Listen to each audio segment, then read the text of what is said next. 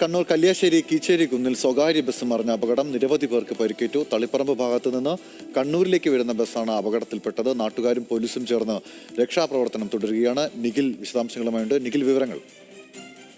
ഗൗതം, ഏതായാലും അല്പസമയം മുൻപാണ് അപകടം നടന്നിരിക്കുന്നത്. പോലീസും നാട്ടുകാരും ചേർന്ന് ഇപ്പോൾ അവിടെ രക്ഷാപ്രവർത്തനം നടത്തുകയാണ്. ബസ്സിനുള്ളിൽ ഉണ്ടായിരുന്ന ആളുകളെല്ലാം പുറത്തെത്തിച്ചു എന്നാണ് നമ്മൾ മനസ്സിലാക്കുന്നത്. ബസ് റോഡിൽ നിന്നും ഒരു വശത്തേക്ക് ചെരിഞ്ഞ് വീഴുകയായിരുന്നു. തളിപ്പറമ്പിൽ നിന്ന് കണ്ണൂരിലേക്ക് വരികയായിരുന്ന ബസ്സാണ് അപകടത്തിൽപ്പെട്ടത്. പ്രദേശത്ത് മഴ ഉണ്ടായിരുന്നു. അതുകൊണ്ട് തന്നെ അത്തരത്തിൽ എന്തെങ്കിലും ബ്രേക്ക് ചെയ്തപ്പോൾ പറ്റിയ അപകടമാണോ എന്ന കാര്യത്തിൽ ഒരു സംശയം ഇപ്പോഴുണ്ട്. ഏതായാലും ആരുടെയും പരിക്ക് ഗുരുതരമല്ല എന്നതാണ് ഇപ്പോൾ ലഭിക്കുന്ന വിവരം. ആളുകളെല്ലാം തന്നെ വാഹനത്തിനകത്തുണ്ടായിരുന്ന എല്ലാവരെയും പുറത്തെത്തിച്ചിട്ടുണ്ട്.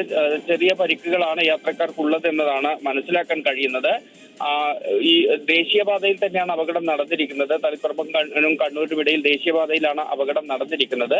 ഇനി ആ വാഹനം അവിടെ നിന്ന് മാറ്റുന്നത് ഉൾപ്പെടെയുള്ള കാര്യങ്ങളിലേക്ക് പോലീസ് അല്പസമയത്തിനകം കടക്കും എന്നതാണ് ഇപ്പോൾ ലഭിക്കുന്ന വിവരം.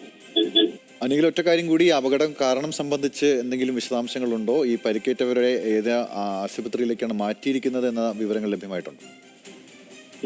ഗൗതം, അത്തരം വിവരങ്ങൾ ഇപ്പോൾ ലഭിച്ചിട്ടില്ല. ഏതായാലും അവിടെ തളിപ്പറമ്പിലേക്കും കണ്ണൂരിലേക്കും ഏകദേശം സമാന ദൂരമുള്ള ഒരു സ്ഥലത്ത് വെച്ചാണ് അപകടം നടന്നിരിക്കുന്നത്. അതുകൊണ്ട് ഏറ്റവും അടുത്തുള്ള സ്വകാര്യ ആശുപത്രികളിലേക്ക് പരിക്കേറ്റവരെ മാറ്റിയിട്ടുണ്ട് എന്നതാണ് ഇപ്പോൾ നമുക്ക് ലഭിക്കുന്ന വിവരം. കൃത്യമായി ഏത് ആശുപത്രിയിലേക്ക് എന്ന വിവരമില്ല. മാത്രമല്ല, അത്ര ഗുരുതരമായ പരിക്ക് ആർക്കും ഇല്ല എന്നുള്ളതാണ് ഏറ്റവും ആശ്വാസകരമായ ഒരു കാര്യം നമുക്ക് ഇപ്പോൾ മനസ്സിലാക്കാൻ കഴിയുന്നത്.